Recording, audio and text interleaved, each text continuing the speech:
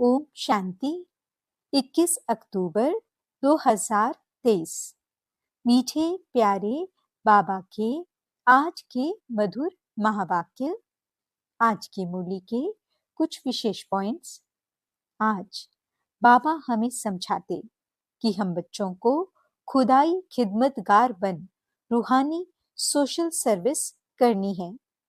एक बाप से ही सत्य बातें सुननी है। इन आंखों से पिछाड़ी की विनाश की सीन देखने के लिए योग युक्त बनना है।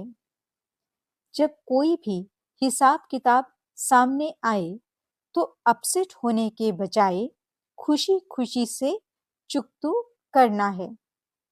सदा इस स्मृति में रहना है कि एक बाप ही संसार है। आज की मुरली में मातेश्वरी जी के भी मधुर महावाक्य हैं, जिनमें वो योग का वास्तविक अर्थ समझाती हैं। तो चलिए सुनते हैं आज की मीठी प्यारी मुरली। ओम शांति। बाबा कहते, मीठे बच्चे सदा खुशी में तब रह सकेंगे जब पूरा निश्चय होगा कि हम भगवानुवाच ही सुनते हैं। स्वयं भगवान हमें पढ़ा रहे हैं। प्रश्न, ड्रामा अनुसार इस समय सभी प्लान क्या बनाते हैं और तैयारी कौन सी करते हैं? उत्तर, इस समय सभी प्लान बनाते हैं इतने साल में इतना अनाज पैदा करेंगे, नई दिल्ली नया भारत होगा, सारी दुनिया के गले में मौत का हार पड़ा हुआ है। कहावत है, नर चाहत कुछ और, भई कुछ औरे की और। बाप का प्लान अपना है, मनुष्यों का प्लान अपना है। गीत, किसी ने अपना बना के मुझको मुस्कुराना सिखा दिया। ओम शांति। निराकार भगवानुवाच ब्रह्मा तन द्वारा। ये पहली बात तो पक्की कर लेनी चाहिए कि यहाँ कोई मनुष्य नहीं पढ़ाते, निराकार भगवान पढ़ाते हैं। उनको हमेशा परम पिता परमात्मा शिव कहा जाता है। बनारस में शिव का मंदिर भी है ना।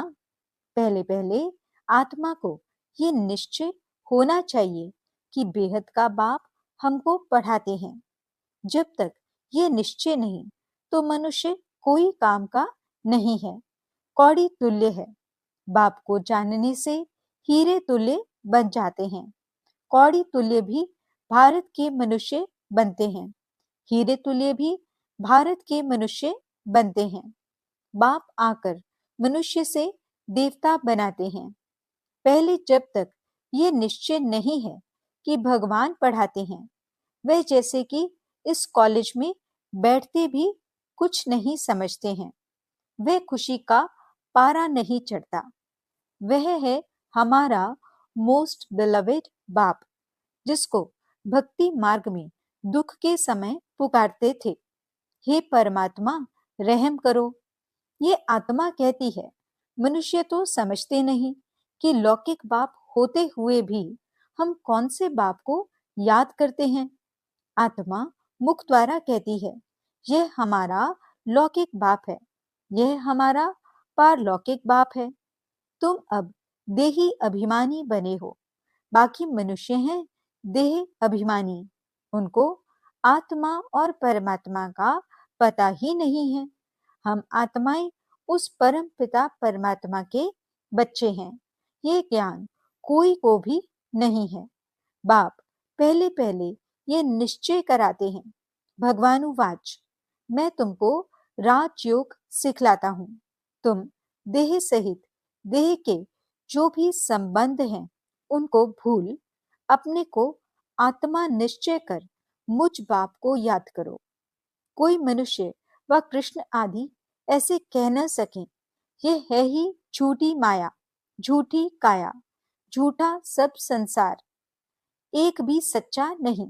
सचखंड में फिर एक भी झूठा नहीं होता। ये लक्ष्मी नारायण सचखंड के मालिक थे, पूज्य थे। अभी भारतवासी धर्म भ्रष्ट, कर्म भ्रष्ट बन पड़े हैं। इसलिए नाम ही है भ्रष्टाचारी भारत। शिष्टाचारी भारत सतयुग में होता है। वहां सब सदैव मुस्कुराते हैं, कभी बीमार रोगी नहीं होते। यहाँ भल कहते हैं फलाना स्वर्ग पधारा, परंतु जानते कोई भी नहीं है। इस समय का राज्य भी मृत तृष्णा के समान है। एक हिरण की कहानी है ना, पानी समझ अंदर गया और दलदल में फंस गया। तो इस समय है दुबन का राज्य। जितना श्रृंगारते हैं उतना और ही गिरते जाते हैं। कहते रहते हैं भारत में अनाज बहुत होगा, यह होगा, होता कुछ भी नहीं। इसको कहा जाता है नर चाहत कुछ और की और भई। बाप कहते हैं ये कोई राज्य नहीं है। राज्य तो उनको कहा जाए जहां कोई किंग क्वीन हो। यह तो प्रजा का प्रजा पर राज्य है, इररिलीजियस अनराइटियस राज्य है। भारत में तो आदि सनातन देवी देवताओं का राज्य था। अभी तो कितने धर्म भ्रष्ट, कर्म भ्रष्ट बन गए हैं। ऐसा और कोई देश नहीं जो अपने धर्म को नहीं जानते हो। कहा भी जाता है रिलीजन इज माइट। देवताओं का तो सारे विश्व पर राज्य था। अभी तो बिल्कुल ही कंगाल है। कितनी बाहर से मदद ले रहे हैं। उन्हों को है बाहुबल की मदद, तुमको है योग बल की मदद। तुम बच्चे जानते हो मोस्ट बिलवेड बाप है, जिससे हमको 21 जन्म के लिए सदा सुख का वर्षा मिलता है। वहां कभी दुख की, रोने आदि की बात ही नहीं। कभी अकाले मृत्यु नहीं होती। न तो आजकल के मुआफिक इकट्ठे 4-5 बच्चे पैदा करते हैं। एक तरफ देखो खाने के लिए नहीं है, कहते हैं बर्थ कंट्रोल करो। नर चाहत कुछ और, समझते हैं न्यू दिल्ली नया राज्य है, परंतु है कुछ भी नहीं। मौत सबके गले में पड़ा है। मौत की पूरी तैयारी कर रहे हैं। बरोबर 5000 वर्ष पहले मुआफिक यह वही महाभारत लड़ाई है। बाप कहते हैं यह तो कोई राज्य नहीं है, यह मृत तृष्णा मिसल है। द्रौपदी का भी मिसाल है ना। तुम सब द्रौपदियां हो। बाप का तुमको फरमान है कि इन विकारों पर जीत पहनो। हम प्रतिज्ञा करते हैं हम सदा पवित्र रह भारत को पवित्र बनाएंगे। ये पुरुष लोग पवित्र रहने नहीं देते। कई गुप्त गोपिकाएं कितना पुकारती हैं कि ये हमको मारते हैं। तुम जानते हो यह काम महाशत्रु तो मनुष्य को आदि मध्य अंत दुख देने वाला है। बाप कहते हैं इस पर तुम्हें जीत पानी है। गीता में भी है भगवानुवाच, काम महाशत्रु है, परंतु मनुष्य समझते नहीं। बाप कहते हैं पवित्र बनो, तब तुम राजाओं का राजा बनेंगे। अब बताओ राजाओं का राजा बनना है या पतित बनना है? यह एक अंतिम जन्म। बाप कहते हैं मेरे खातिर पवित्र बनो। अपवित्र दुनिया का विनाश, पवित्र दुनिया की स्थापना हो जाएगी। आधा कल्प तुमने विष पीते पीते इतना दुख देखा है, तुम एक जन्म यह नहीं छोड़ सकते हो। अब पुरानी दुनिया का विनाश और नई दुनिया की स्थापना हो रही है। इसमें जो पवित्र बनेंगे और बनाएंगे वही ऊंच पद पाएंगे। यह राजयोग है। तुम कहते हो हम ब्रह्मा कुमार कुमारियां हैं, तो बरोबर प्रजापिता ब्रह्मा की संतान भी हैं। ब्रह्मा शिव का बच्चा है, तुमको वर्षा देने वाला शिव है। यह इनकॉर्पोरियल गॉड फादरली यूनिवर्सिटी है। वह हेवन स्थापन करने वाला, वर्षा देने वाला शिव है। वही गॉड फादर ब्लिसफुल नॉलेजफुल बाप बैठ पढ़ाते हैं। परंतु जब देह अभिमान निकले तब बुद्धि में बैठे। तकदीर में नहीं है तो फिर धारणा नहीं होती। बरोबर जगत पिता के तुम बच्चे हो। ब्रह्मा कुमार कुमारियां राजयोग सीख रहे हैं। तुम्हारा ही यादगार खड़ा है। कितना अच्छा मंदिर है। उनका अर्थ तुम बच्चों के सिवाय कोई भी नहीं जानते। पूजा करते, माथा टेकते सब पैसे गंवा दिए। अभी बिल्कुल ही कौड़ी तुल्य बन गए हैं।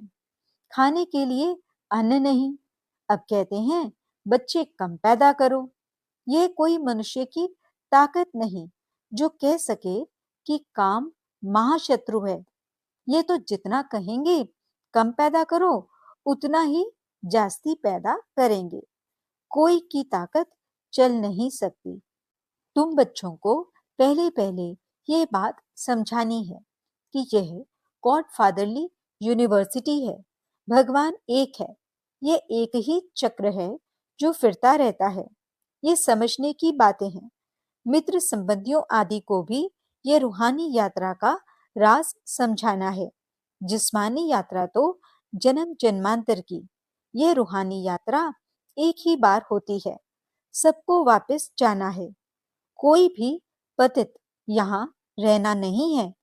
अभी कयामत का समय है।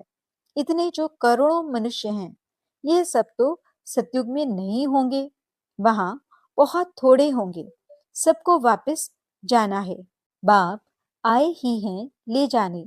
जब तक यह नहीं समझते हैं तब तक स्वीट होम और सुखधाम याद पड़ नहीं सकता। याद करना तो बहुत सहज है। बाप कहते हैं स्वीट होम चलो, मेरे सिवाय तुमको कोई ले नहीं जा सकता। मैं ही कालों का काल हूँ। कितना अच्छी रीति समझाते हैं। परंतु बंडर है। इतने वर्षों से रहते हुए भी धारणा नहीं होती। कोई तो बहुत होशियार हो जाते, कोई कुछ भी नहीं समझते। इसका मतलब यह नहीं कि पुरानों का ही ऐसा हाल है तो हमारा क्या होगा। नहीं, स्कूल में सभी नंबर 1 थोड़े ही होंगे। यहाँ भी नंबर वार हैं। सबको समझाना है। बेहद के बाप से वर्षा लेने का अभी समय है। 21 जन के लिए सदा सुख का वर्षा पाना है। कितने ब्रह्मा कुमार कुमारियां पुरुषार्थ कर रहे हैं। नंबरवार तो होते ही हैं। तुम जानते हो पतित पावन एक ही बाप है। बाकी सब हैं पतित। बाप कहते हैं सबका सदगति दाता एक है। वही स्वर्ग की स्थापना करते हैं। फिर सिर्फ भारत ही रहेगा। बाकी सब विनाश हो जाएंगे। मनुष्यों की बुद्धि में इतनी बात भी नहीं बैठती है।